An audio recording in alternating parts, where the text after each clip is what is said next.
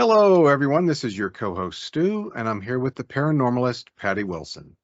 Patty, how are you this cold, snowy December, yucky day?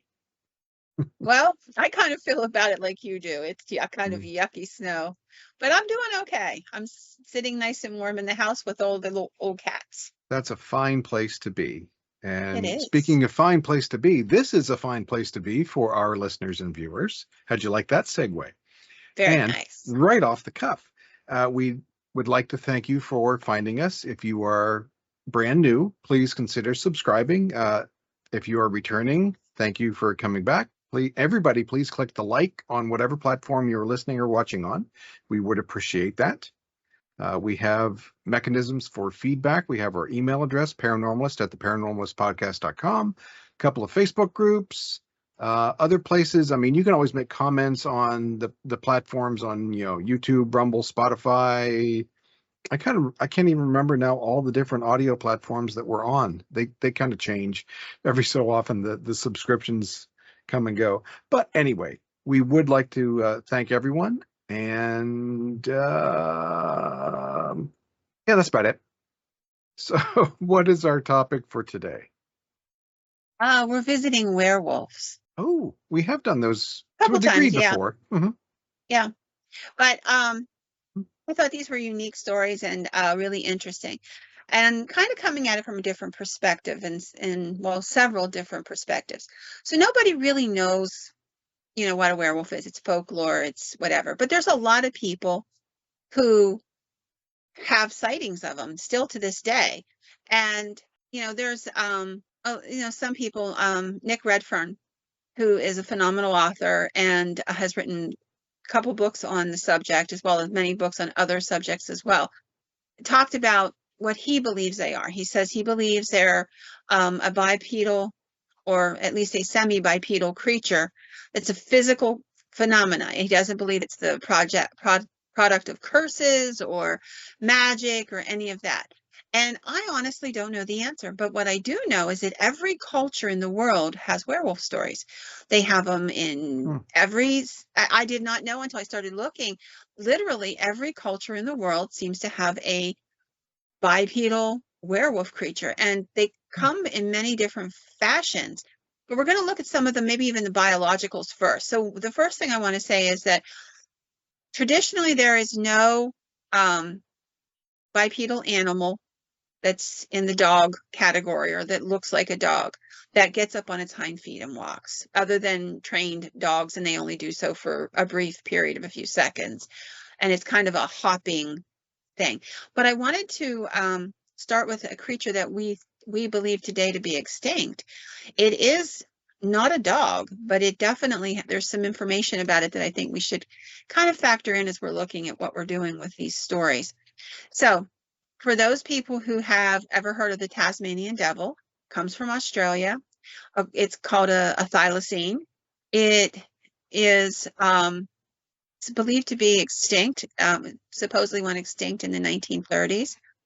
Now, the Australian government lists this thing as the Tasmanian tiger or the Tasmanian wolf, but it is a marsupial, a cousin to the Tasmanian devil. It has a head like a wolf, a striped body like a tiger, and a backward-facing pouch like a wombat.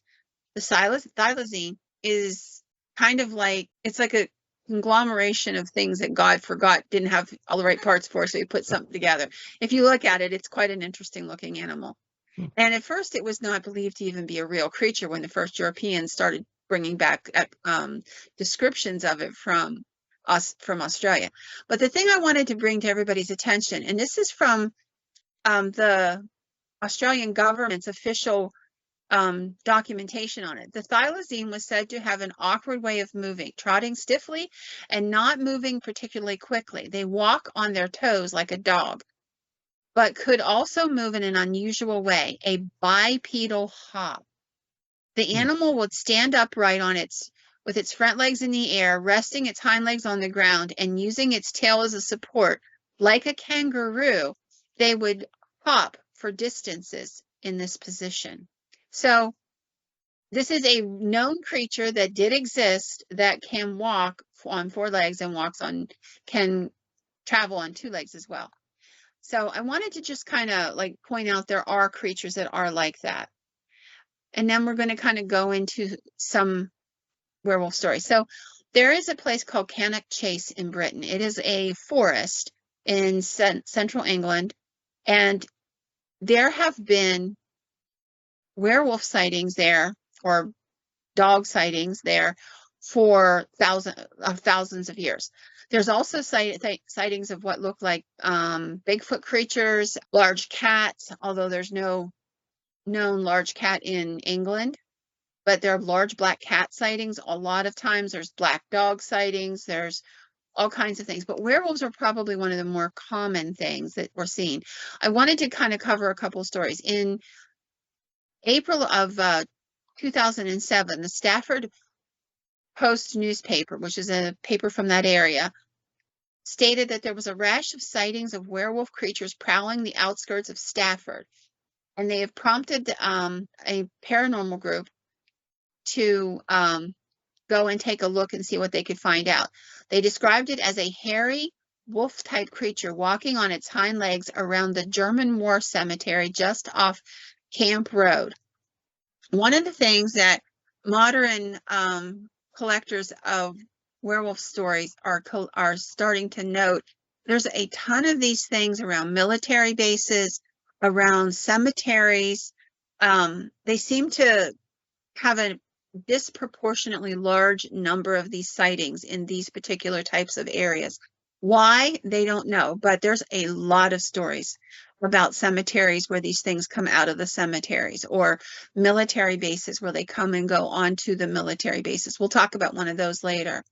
So Nick Duffy, he's the gentleman from this paranormal organization, said that he has been collecting the stories ever since the article came out in the paper. The first person who contacted him prior to the articles was the postman, who said he had seen a werewolf in the German War Cemetery. He said he was on his motorbike delivering mail, and he was coming down through that area. He saw what he first took to be a large dog. When he got closer, the dog jumped up on its hind legs and took off running away into the cemetery. That would be enough to startle you. Probably. Prior to this, there was a scoutmaster walking in the area. This would have been about 2 weeks prior to this sighting that got reported. And this guy came out and he reported his sighting after the postman started talking. And he's like, well, hey, you know what? He's not the only one. I saw it too. And I wasn't going to say anything, but I don't want him to sort of be hanging out there by himself. So he kind of stood up and said, so this gentleman said that he saw this large dog prowling by the bushes at the edge of the cemetery. It was only when he got into his car to drive away that he realized there was something weird. He had just seen what he thought was a dog in the bushes. He said, when I looked up from the car, it just looked like a big dog, but then I slammed the door of my car and it jumped up on its hind legs and ran into the trees. It was 6 to 7 feet tall. I know that sounds mad, but I know what I saw. So it was on its 4 legs. It looked like a big dog. He slams the car door, startles it, and it jumps up and takes off running. And these are only 2 of a dozen or so sightings that they have. And interestingly enough, as this goes on for several months, with the papers reporting new sightings and people are calling the police about sightings. And one of the theories that people had is that these are subterranean creatures who surface at Cannock Chase to hunt for food, and that these are the beings that are behind the werewolf sightings in the Stafford area. They might also be responsible for a string of pet disappearances that had arisen at the same time. So the paranormal group decides to take a look, and they find that there are many witnesses, well over a dozen, who describe exactly that hairy wolf type creature. Now, here's what's interesting. Because of this rumors, they begin to look, and they find that there are subterranean tunnels and mines under Cannock Chase, and that one of the areas where you can come out of those subterranean areas is at the German War Cemetery. Right behind it, there's an opening. And so that was kind of something that made them think, you know, wonder what was going on. Now, this is not the first sighting, as I said. This has been going on for a long time. In the 1980s, there were reports of what they called the ghost dog of Renton. And it was in the Cannock Chase area in a small little village right outside of where this set of sightings are. This was a black dog, and they said it was paranormal in nature. It was either a wolf or a dog, and it would come out of nowhere and be going down the road in front of you, stand up on its hind legs, and then just disappear. So there's another account. So whenever this thing gets posted, this is a letter that was sent in to them and said, this particular person, she says, I encountered a werewolf, for lack of a better description, in England in the same area in 1970. I was 20 years old and I was stationed at RAF Alconbury. I was in a secure weapons area when I encountered it. It seemed shocked and surprised and taken off guard. I froze in total fright. I was armed, but I never even considered using it. There was no aggression on this animal's part. I could not comprehend what I was seeing. It was not human. It had a flat snout, large eyes, was approximately 5 foot tall and approximately 200 pounds. It was very muscular but thin. It had no clothing and it was hairy. It ran on hind legs and scurried over the chain link fence and ran deep into the woods adjacent the base. I was extremely frightened, but my fear turned into a commitment to try to see it again. I was obsessed with it. I was able to see it again a few weeks later at a distance in the wooded area. I watched it for 30 seconds approximately, slowly moving through the woods, and I never will forget my good fortune to encounter it. I know this creature does live among us. I just thought you might want to know, as people are telling you about their sightings. Mine would have been very close to this area. And what was the time frame on that again? This was 1970. So okay, that that was 70s. before I was there. Yeah. Oh, you were there? I was at RAF Alconbury. I mean, I did a temporary duty there to do an installation, but yes, I was there. Oh, and so I just thought these were kind of interesting stories that were being passed on. And there are literally about 15, 16 people who write in to this about this article and tell their stories, some of them going from the 60s, 70s. It seems like this thing's being seen consistently for quite a long period of time. You know, so whatever it is, it's been there for a while. This is another person. When I was young, I was traveling with my mom and dad, and I'm sure it was in the Cannock area. We were driving along, and my mom shouted, "What the bloody hell was that?" I looked up and saw the most scary, ugly dog running straight in front of my car, my dad's car. My dad braked sharply, and the dog ran off into the darkness on the other side of the road. I remember it was tall as the front of the car. It was as tall as the front of the car was. It was black and I think brown, but I don't remember the brown for sure. It looked demented, really angry or something. Its eyes were slits and they appeared to glow, but that could have just been a reflection from the headlights. It was dark, but this thing scared me. And to this day, I remember its snout because it snarled fiercely and then got up on its hind legs and ran into the dark. So there are just a plethora of these stories. Just fascinating to go through. And I thought I would share a couple of them. So this is an area where traditionally, for literally going back to like the 1200s, you can find copies of or material about this. So now we're going to move on and we're going to go to the United States. There's a town called Defiance, Ohio. It's 1972 when what happened was there were so many werewolf sightings. It was called locally Werewolf Central. Over 2 months from July through August, sightings of a rampaging hair-covered man-beast with a pronounced muzzle and dressed in rags were made. The local media picked it up, and it actually started making the papers in Pittsburgh as well. So basically people were talking about, about seeing this animal coming out of nowhere, running down the highway, coming out of cemeteries, just a lot of different places. And there is a gentleman by the name of Lyle Blackburn. He did a TV show for a while. He's very well known in the cryptozoological world. And he started looking into that area of Defiance, Ohio, and collected a bunch of the stories. And he actually believes that, or he explains in an article that he thinks it's very much like the Beeman Monster of Kansas City, Missouri, that there's a place called a story called the Chase Gorilla of Gettysburg. I've read about this one. It's in Pennsylvania. And he's like, these seem to be a specific type of animal. Now, the Chase Gorilla is very violent. Like the stories are, it attacked people multiple times. It attacked one young man and broke his arm and leg. And it was one of 3 attacks on that family in the summer of the. It's a fascinating story to read. This was in made the papers in 1921, I believe, the end of January. And it was literally, there's a little place called Idaville in Adams County. That's Gettysburg for those who aren't local. And people started hunting this animal. They said they thought at first it was a circus animal. There were people who called it a monkey, a gorilla, different things. People's,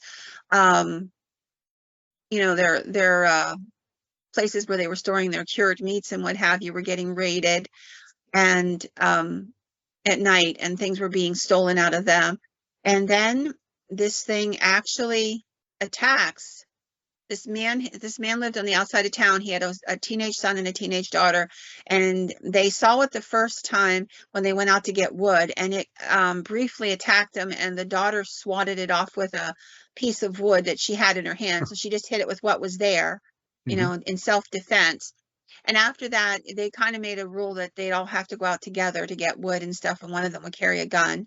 It was shot at one time, and then several weeks later, the teenage boy was going out to get wood. His sister followed along, and it came out of nowhere and attacked him, and it ripped his arm out of the socket and broke his leg, and she beat it off with a billet of wood till it let go of him, and then he was badly injured. I mean, there's no question about this, and nobody ever found this beast. It just sort of kept on going. But they described it as a gorilla, except for the problem of many of the people who actually saw it said it had a canine face. So what it was, I can't tell you for sure, but what I can tell you is, that this thing existed. This thing was seen by multiple people. There's, I've actually in Monsters in Pennsylvania, I wrote about it, and I read probably 15 different articles from local newspapers from the time frame about the attacks or sightings and what have you. So it's a really interesting story. If anybody ever wants to check it out, there's a lot of documentation for this. Groups of men going out hunting for it, sheriff's departments going out looking for it, because it was doing serious damage. Obviously, that one family, they were bad. That one boy was badly injured. So it's quite a story. So we're going to move on to another one. This one takes place in the summer of 1905, and it is the weirdest story I could possibly tell you. So it's in a little town called Rake, Iowa, and there's this woman. She's a local, she owns a property, a farm, and she's very well to do. And she's literally just as a kind of a nice, warm, sunny Sunday. And she's got a horse hooked to a little, it was like a boat is what it sounds like. She's floating or going across the river, and she's in the back of this, and the horse is pulling her.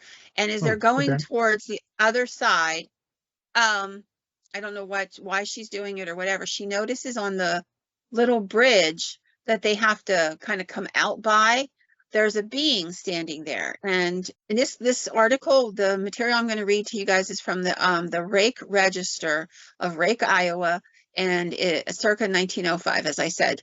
So she said that the title of the article is "The Dog with a Human Face," and then a second article appears: "Strange monstrosity seen by many persons in Colorado hills, attempts to capture in vain." The Pittsburgh Press then puts out an article: "Strange animal with almost human face and red mustache." And so this is the story. So she's going along, floating along. She gets closer to this bridge. She sees this large beast. And she thinks at first, it's a person or standing there. It's on two legs. But the way the lighting's hitting it, she can see the silhouette of it, but she can't see it very well till she gets closer. And she said, as she got closer, upon reaching the animal, which had not moved, she noticed that the eyes were closer together than one would expect on a dog. Not only that, but it was clearly not a dog. Nor was it a wolf, nor was it a coyote. The animal had large black spots on its coat, which was of grayish color, and it was had extraordinarily long and pointed ears. Its tail was out of proportion. And then she said the eyes looked incredibly human. In fact, to her eternal terror, she could see the whole face was human. It was amplified by what looked like a tuft of hair under its nose, resembling a mustache. The woman's horse reared up in terror, almost throwing her out of the boat or cart. As it reared up on its back legs, the animal issued a woeful howl and turned and dove off the bridge into the undergrowth before vanishing. It climbed up onto a little peak of land further up, and she was watching it. It turned and it looked at her, perhaps to see if she was following. And she said that at that point in time, the animal gave out an ear-piercing howl before dropping to all fours and running again. And she was so rattled, she ended up getting a hold of, going into the police and telling the police. For weeks, people were reporting seeing it, and then it just simply stopped. They said there are no reports of it being shot or killed, although people were carrying their guns because of the bizarreness of this story. I can't imagine a human-faced dog man with a red mustache. He appeared to be half animal, half human. And after 2 months, there were no more reports. So what it was, where it came from, and where it went to, I don't know. But apparently this lady was a very good standing.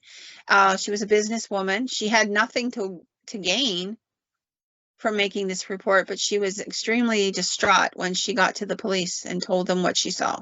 So, and there are just so many different sightings. For example, this is one I thought was really interesting. There is a documentary called American Werewolves, and in this documentary, there's this gentleman who, he appears in the documentary. He only uses his first name, as he uses his name as Shane. And as a teenage boy, he had an experience.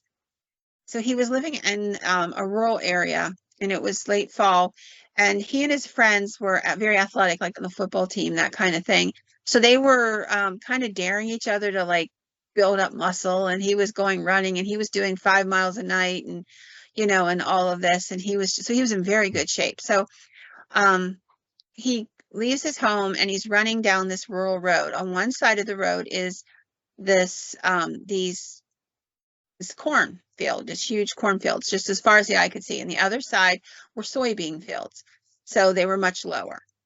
And he's running up the road, and he gets about 1.5 miles, 2 miles, and he starts to notice what sounds like something thumping in the cornfield.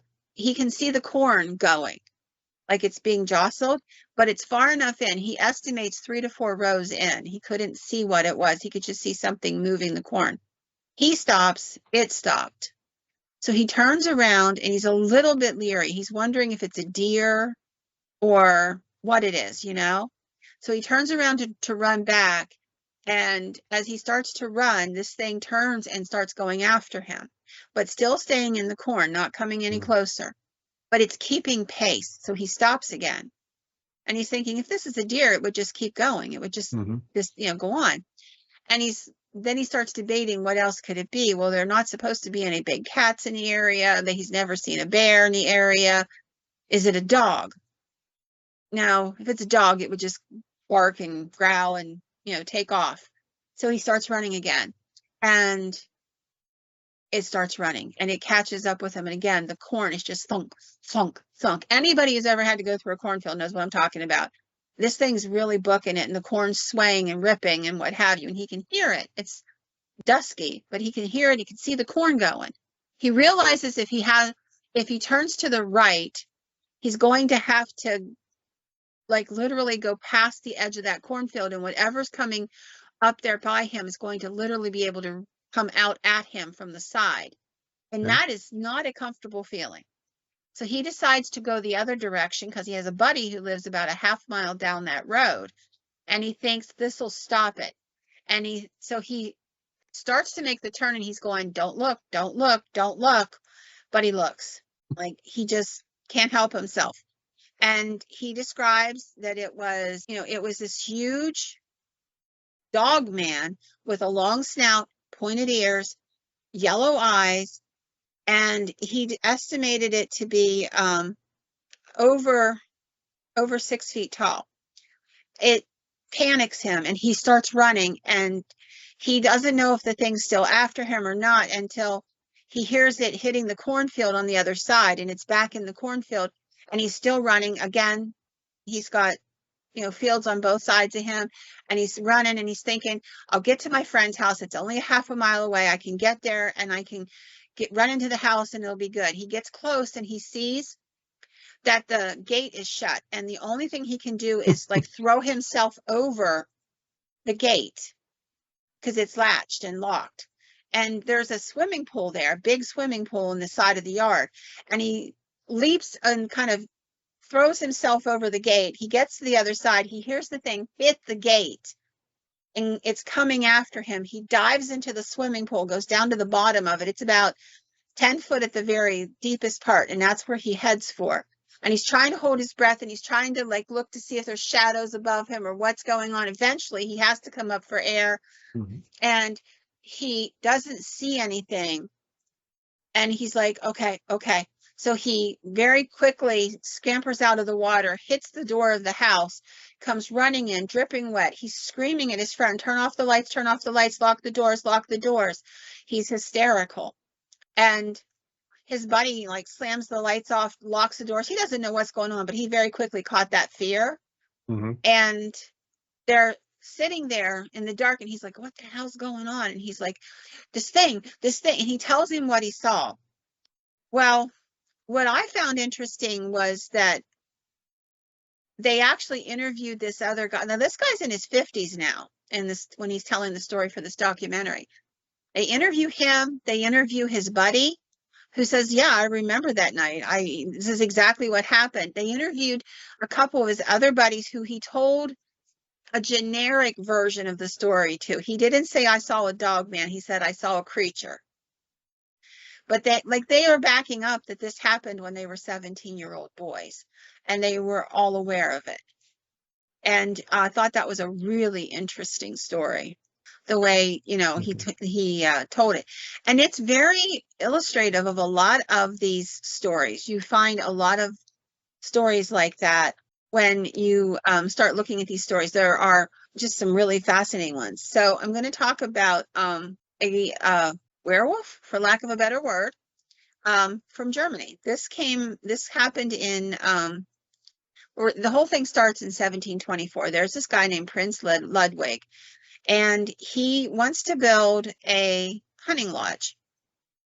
It's really a palace. Let's get real. He's a very rich dude, but he builds this place, brings in all these people, and he builds this palace, and he lives there for the rest of his life. That's his favorite area. He likes to go hunting there. It's a place called Ludwiglust, Ludwiglust, L-U-S-T, Ludwiglust is the name of it. And it's now known as the Ludwiglust Palace. In 1879, something happens.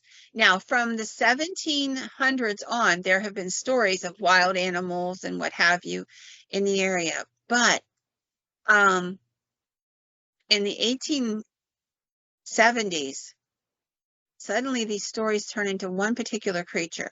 It is a large wild wolf that was unaffected by bullets. This brazen beast would creep upon hunters and steal their bounty. In other words, whatever they were hunting, if they were hunting rabbits, it would literally come out of nowhere, grab the rabbits, and take off. Words soon went around that there was this wolf, and that people had shot at it, but apparently nothing ever happened. It was very, very soon became known as a werewolf because it wouldn't die. According to the story, there was a gentleman from the military who came through the area, and he was interested in talking to a gentleman who lived in the area by the name of Mr. Fig, F-E-E-G, Fig. He lived in kind of an isolated area outside of the little town, and this gentleman knew him, and so this military man was asking around about how to get to his house. And he gets to the house, and he finds a group of children are outside, and they're running down the road, and he stops them, and he's like, whoa, whoa, whoa, and they're like, mister, you got to go, there's a werewolf down there, and blah, blah, blah. And they're telling this crazy story about how there's this little boy, and he turned into a werewolf right before their eyes. Well, the guy was not buying this. Like, it just, not buying it. This bunch of kids, they got spooked, something happened. So he starts down toward Mr. Fig's house, and when he gets to the door, a boy comes around the side of the house, a little boy about 8 years old. And the kids are screaming from the road, that's him, he's a werewolf, mister, watch out. Basically they're terrified. And he said, is this Mr. Fig's house? And the kid says, yes. And he says, what are you doing here? And he said, I came because my granny sent me. And he takes hold of the boy and he pulls him into the house away from the kids and the screaming and the crazy, and he wants to know what's going on. The kid tells him this bizarre story that his grandmother was a witch and that she possessed this magic, he called it a strap, so that would have been a leather, like a belt. And that when he put it on, he could turn into a wolf. And the man said to him, that's ridiculous. That's foolish. And he said, you want me to do it? And something about this freaked out the guy enough that he said, I'll tell you what, I do want you to do it. I want to see this happen. But just to be safe, let me go stand in the bedroom there with the door unhinged a little bit, and I'll wait and see what happens. His thoughts being that he could slam the door shut if he needed to. According to the story, much to his shock, the little boy pulled the belt around him and within seconds had transformed. He says it's an uncanny transformation occurred within the boy, and in an astonishing fashion, he mutated into the form of a large, formidable wolf. The beast boy raced out the front door, terrorizing the children, who by now had gotten close to the property again. And they took off into the woods for their lives. The werewolf then raced back into the house, flung off the belt, and transformed back into the boy. Despite the boy's savage state when in werewolf mode, while as a human he was placid and polite, even to the point of letting the officer examine the belt, which he exhibited, which seemed to him to have no abnormal traits at all. The man exited the house, sharing his strange story with a local man he met because he was much affrighted by what he had seen. He had heard stories about silver bullets, and he went into town and started looking around. He found somebody who had a silver letter opener whom he was willing to purchase, and from which he melted silver to make a bullet. By now, a bunch of people are interested. You can imagine. There's not a lot happening in a village in 17 or the 1800s in Germany. So people are interested. They go out hunting with him, and they find this werewolf running on its hind legs, going through the woods in the middle of the night. And he shoots it, and he ends up catching it in the leg. And they follow this creature as it's running. And this is what they say. So there was, he, however, was equipped with his silver bullets. The arch foe, the werewolf, had far better luck, hitting the animal only in its hind legs. It fell to the ground with a pained howl. It was, however, powerful and too much for the hunters, and it suddenly leaped up and bounded toward the town. Due to its injury, it was unable to outrun the hunters, who carefully followed it. It soon became clear that the terrible thing was heading for the fig house. As it shot through the door, the group followed. They entered the house slowly and carefully, but the wolf was nowhere to be found, at least not right away. There were no signs of the beast in the living room and kitchen, and in search of the bedrooms, they had pay dirt.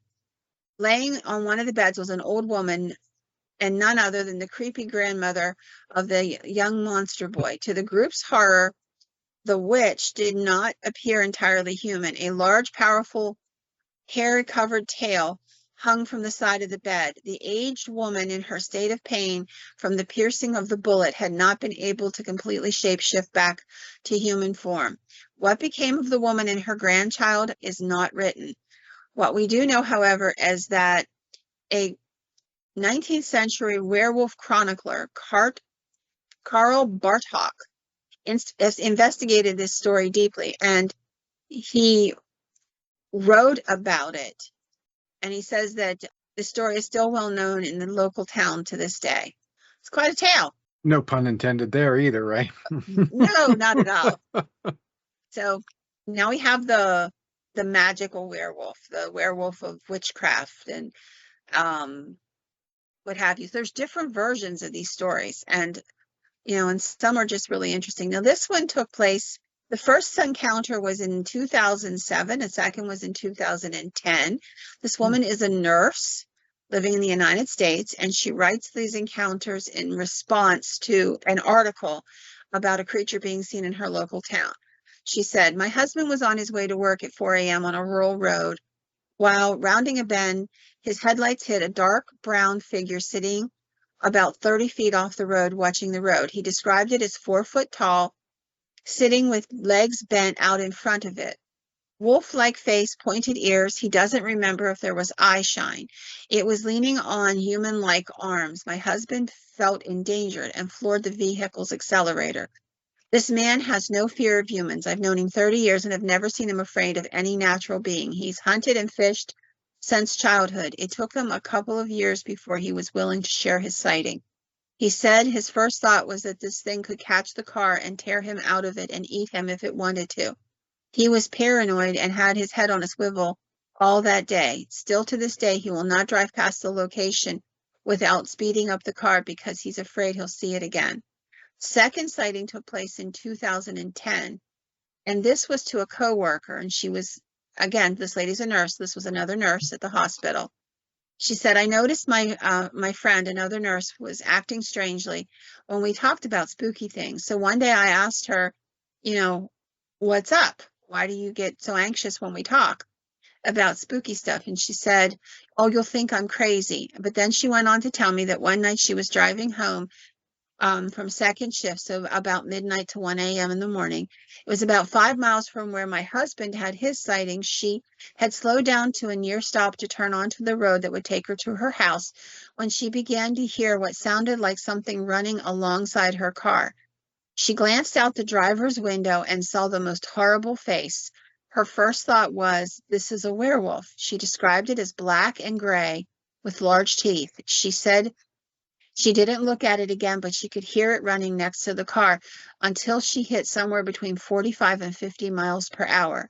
No joke, on a back road. She was scared out of her wits. After getting home, she pulled in the driveway, ran to the door, got inside, locked the door, closed the curtains, and didn't sleep all night. We are both nurses, and I've known her for 7 years. She grew up in New York City and is not a storyteller.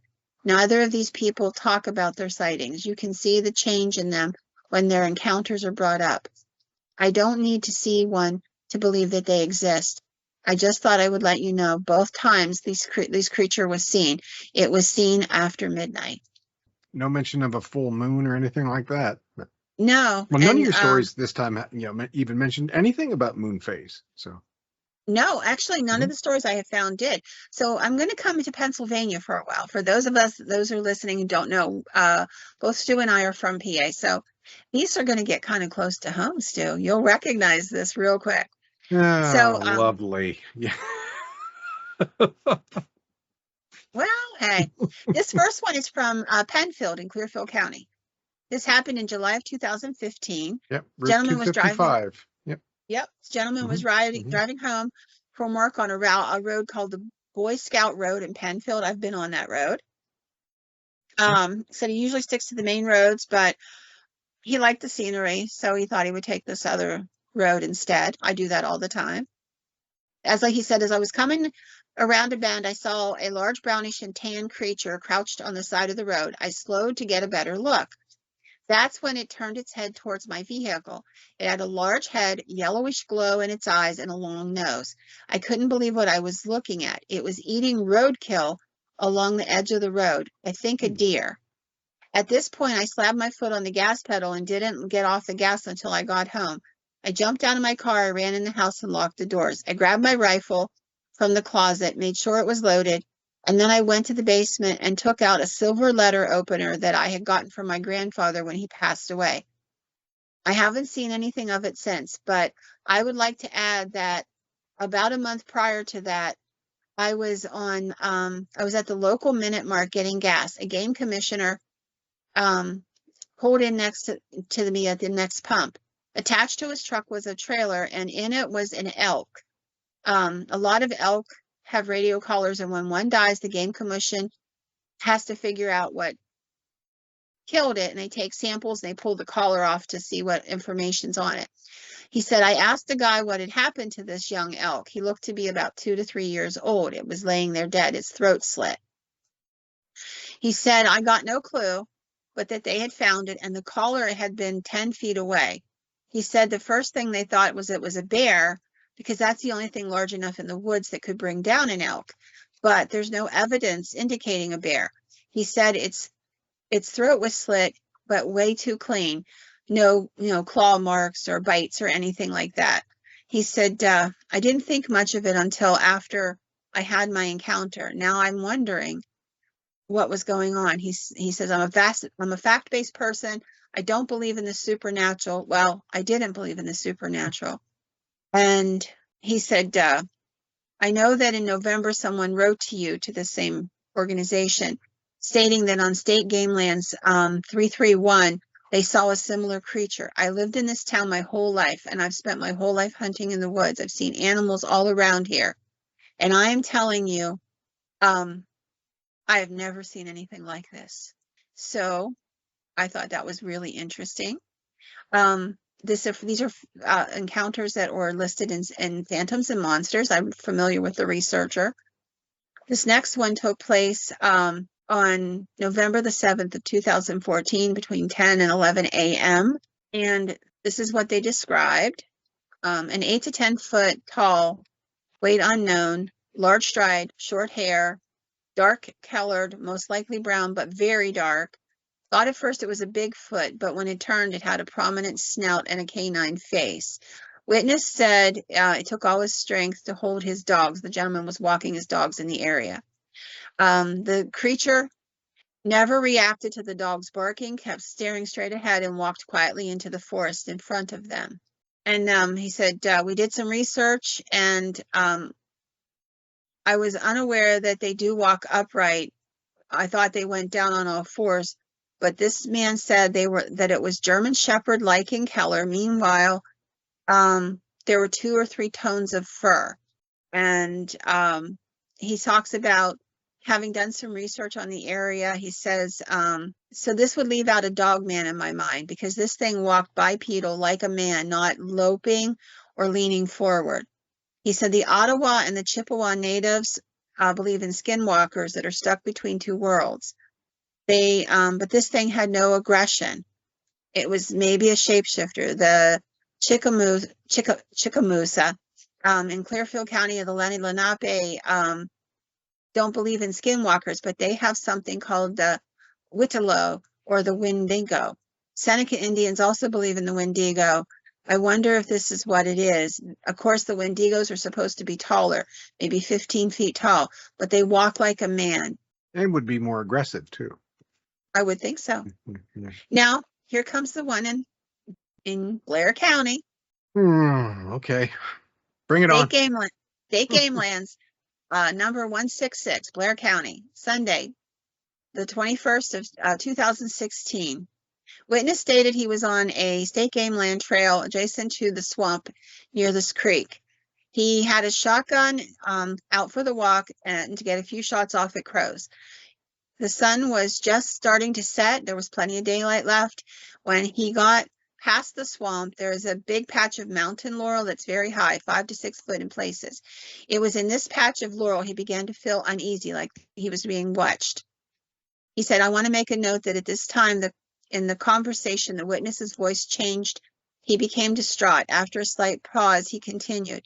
He turned and looked at the patch of mountain laurel over his shoulder. He could see something standing in the growth. As he turned to get a better look, he saw 2 muscular legs under the laurel, but could only see the shoulders up as it was behind the patch of growth. It was at least 8 foot tall, and it locked eyes with him. He said the color of the eyes was yellow, and it had a wolf-like head, dark gray and black, short, fluffy fur. It never took its eyes off him as it backed away. He said the witness choked up again and almost cried. He said, the man told me repeatedly, I don't know what this was, but I'm telling you, it was not a Bigfoot. That's quite a story. Yeah, and I just looked up State Game Lands 166. I know exactly where that is. Yeah, I looked it up earlier. Mm-hmm. So we're going to go to Paris, Texas, September of 1996. A gentleman by the name of Walter. He was a rancher who had made his home in a little town called Paradise, Texas. He was out to tend his cattle when he got to the field, and he stumbled across one of his cattle had been killed in the night, during the night. And what was left of it was not much. It was pretty vicious, the killing. It had been disemboweled, its throat had been ripped out, and both of its back legs were completely gone, just gone. Walter contacted the police. They came out, they took the report. There basically was like not a whole lot they could do. And they said, oh, it was probably a big cat. But to steal the hind quarter of a large cow, that's a lot for a cat to drag out. I mean, for those who don't know, I grew up in the woods, and a mountain lion or a bobcat will take stuff up into a tree and leave it, but they usually take just a small portion because they got to lift it up into that tree, and they hook it in the branches, and then they eat it and they leave it up there where it's safe from other animals, and they might come back to the kill. So he said, the police basically just told him that it was probably a big cat, and there was no cause for alarm, although I would technically argue if there was a big cat killing cattle, I would think that would be cause for alarm. Just saying. So obviously Walter wasn't real thrilled with this, and he decided to sit up at night and kind of keep an eye out to see if he could catch this animal and shoot it. Because if it was a big cat, it's one heck of a big cat, let me tell you. So he said he figured it might return because there was more cattle in the field. So for a couple of nights he sat up, and he said he was going to just shoot it. At about 2 o'clock in the morning, 4 nights after the original kill, he was scanning a field with his night scope when he saw it, and he had a high-powered rifle with him. He said he froze in fear at the sight of a large, hairy figure striding across the field, 7 feet high, very muscular and dark, the body of a man, and the face and the ears and the muzzle of a large German shepherd dog or wild wolf. He said, I didn't even think to shoot my gun. I just simply watched it dumbstruck in awe as the beast covered the width of the field very quickly and vanished into the trees. A short time later, at the exact spot where he had first noticed this creature, he found in the grass a small stone carved head of a large fanged monster with eyes and flared nostrils. To this day, Walter believes that occultists were secretly at work in his field, engaged in unholy rites and rituals, and had quite literally conjured up this beast from another realm.